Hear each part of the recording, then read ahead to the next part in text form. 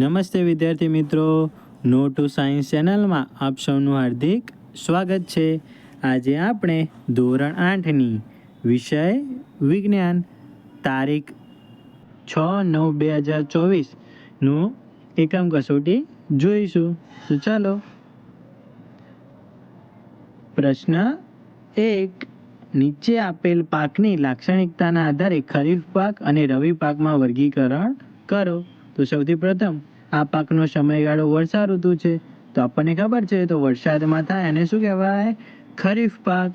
આ પાકનો સમયગાળો ઓક્ટોબરથી માર્ચ છે. તો ઓક્ટોબરથી માર્ચમાં આપણને ખબર છે શિયાળો, તો એ રવિ પાક. મગફળી અને કપાસ આ પાકમાં સમાવિષ્ટ છે, તો ખરીફ પાક. આ પ્રકારના પાકને વધારે પાણીની જરૂર પડે, ખરીફ પાક. રાઈ અને અળસી આ પાકના ઉદાહરણ છે, તો રવિ પાક. અરે વાહ, તમને પણ આવડતું જ હશે આ વિડીયોમાં. તો ચાલો આગળ જોઈએ આપણે. આગળ પ્રશ્ન 2, એમાં પણ આપેલું છે વર્ગીકરણ કરો. તો સ્પાયરોગાયરા એ લીલનો પ્રકાર છે, પેરામિશિયમ અને અમીબા એ પ્રજીવનો પ્રકાર છે, બ્રેડ મોલ્ડ અને પેલિસિનિયમ એ ફૂગનો પ્રકાર છે. ત્યારબાદ આપણે ફરીથી ગુણધર્મોને આધારે કોક, કોલ્ગેસ અને કોલ્ટાનું વર્ગીકરણ કરો. તો ચાલો જોઈએ. તે કાર્બનનું લગભગ શુદ્ધ સ્વરૂપ છે, તો કોક. તે 200 જેટલા પદાર્થોનું મિશ્રણ છે, તો કોલ્ટાર. તે કોલસામાંથી કોક બનાવવાની પ્રક્રિયા દરમિયાન મેળવવામાં આવે છે, તો હા, કોલગેસ, જેનો આપણે કારખાનામાં ઉપયોગ કરીએ. તે સખત, છિદ્રાળુ અને કાળા રંગનો પદાર્થ છે, તો કોક. તે કાળું, ઘટ તથા અણગમતી વાસવાળું છે, તો કોલ્ટાર. અરે વાહ, તમારે પણ આ સાચો પડ્યો હશે. ચલો આગળ જોઈએ આપણે પ્રશ્નોના જવાબ. તો ચાલો. અળસિયાને ખેડૂતના મિત્ર કહેવાય છે. અળસિયા જમીનની અંદર રહીને જમીનને ખોદીને ઉપર નીચે કરે છે, આથી જમીન પોચી બને છે. સેન્દ્રિય પદાર્થોનો ઉમેરો કરે છે. તેઓ કેટલાક નકામા પદાર્થોમાંથી ખાતર બનાવે છે, જેને વર્મી કોમ્પોસ્ટ ખાતર કહે છે. અંજનાબેન અનાજનો સંગ્રહ કરતા તેને તાપમાં સૂકવે છે.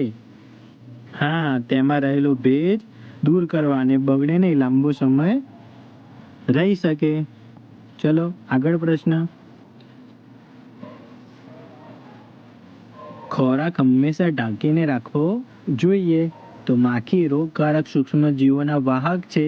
તે અઠવાડ, પ્રાણીઓના મળ, રોગીના ઝાડા વગેરે ઉલટી પર બેસે છે. તેના શરીર અને પગ પર રોગકારક સૂક્ષ્મજીવો ચોંટી જાય, તે ઢાંક્યા વગરના ખોરાક પર બેસે ત્યારે રોગકારકોનું સ્થાનાંતર થાય છે.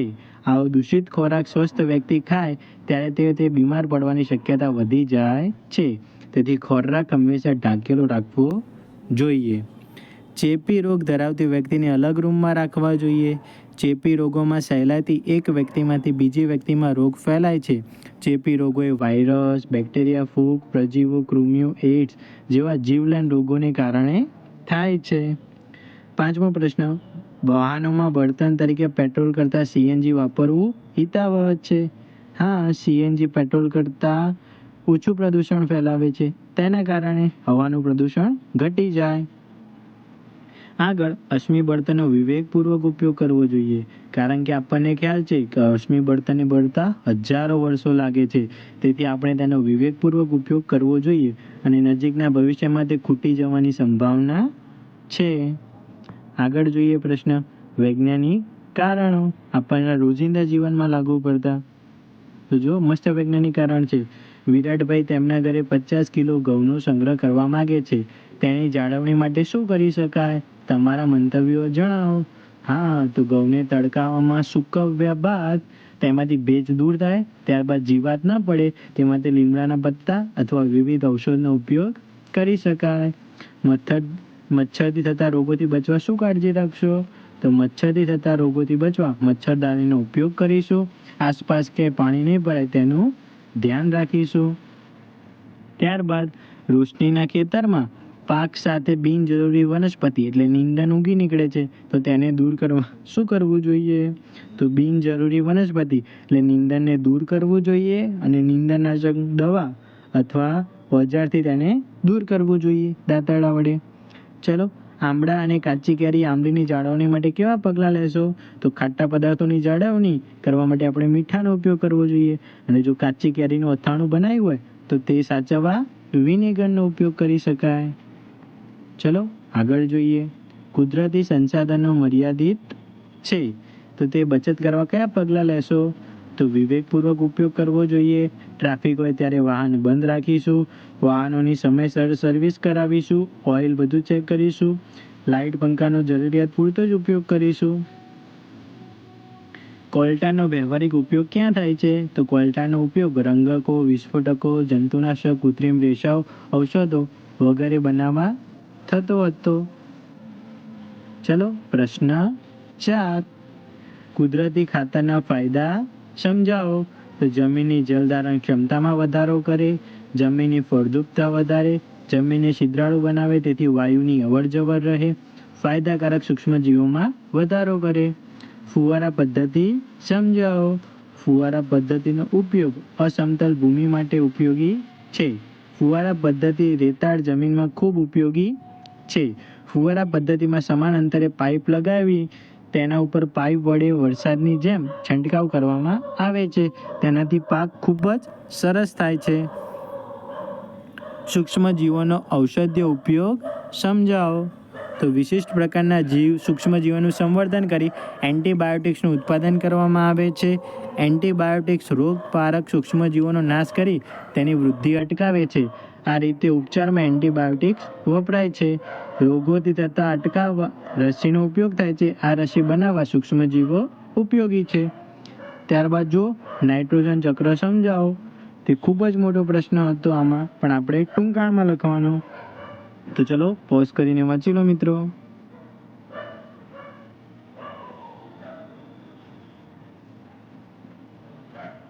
ત્યારબાદ દૂધને સૂક્ષ્મ રહિત કરવાની પેસ્ચ્યુરાઇઝેશન પદ્ધતિ સમજાવો. તો દૂધને સૂક્ષ્મજીવ રહિત બનાવવા 70 સેલ્સિયસ તાપમાને 15 થી 30 સેકન્ડ માટે ગરમ કરવામાં આવે છે અને પછી તરત જ ઠંડુ કરી તેનો સંગ્રહ કરવામાં આવે છે. તેથી સૂક્ષ્મજીવોની વૃદ્ધિ અટકી જાય છે. તેને પેસ્ચ્યુરાઇઝેશન કહે છે. પુનઃપ્રાપ્ય અને પુનઃ અપ્રાપ્ય કુદરતી સંસાધનો સમજાવો.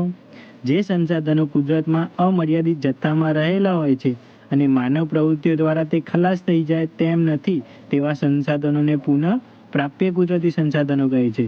જેમ કે સૂર્યપ્રકાશ, હવા. બીજું, જે સંસાધનોનું પ્રમાણ કુદરતમાં મર્યાદિત છે અને માનવ પ્રવૃત્તિ દ્વારા તે ખલાસ થઈ શકે તેમ છે તો તેવા સંસાધનોને પુનઃ અપ્રાપ્ય કુદરતી સંસાધનો કહે છે. ઉદાહરણ તરીકે કોલસો, વન્યજીવો, ખનિજ તેલ વગેરે. ત્યારબાદ જો આપણે આગળ જોઈએ પ્રશ્નોના જવાબ આપો. ગુણ 2. વાહન ચલાવતી વખતે પેટ્રોલ ડીઝલની બચત કરવા તમે શું કરશો? તો હા, ટ્રાફિક સિગ્નલ પર વાહનને બંધ રાખીશું. નિયમિત ગાડીની સર્વિસ કરાવીશું તેથી એનો ઓછો ખર્ચ થાય. બીજો પ્રશ્ન, જમીનની ફળદ્રુપતા જાળવવા તમે શું કરશો? હા, તો જમીનની ફરતે વૃક્ષો વાવીશું, ખેત તલાવડી બનાવીશું, સેન્દ્રિય ખાતરનો ઉપયોગ કરીશું તેથી જમીનની ફળદ્રુપતા બની રહે. ત્રીજો પ્રશ્ન, આધુનિક સિંચાઈ પદ્ધતિ પર્યાવરણને બચાવવા કેવી રીતે મદદરૂપ બને છે?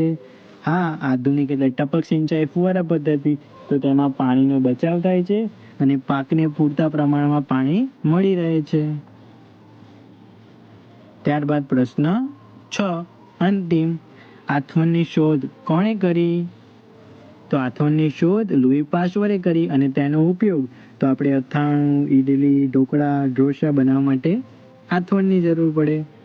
શીતળાની રસીની શોધ કોણે કરી? તો એનો એડવર્ડ જેનરે કરી. આપણે બધાએ શીતળાની રસી લીધી હશે તેથી આપણને શીતળાનો રોગ આવતો નથી. એલેક્ઝાન્ડર શાની શોધ કરી હતી? તો પેનિસિલિનની શોધ કરી હતી. તો સરસ વિદ્યાર્થી મિત્રો, આજને આપણે વિજ્ઞાનની એકમ કસોટી જોઈ. તો ફરી મળીશું આવી જ એકમ કસોટી સાથે. આવજો.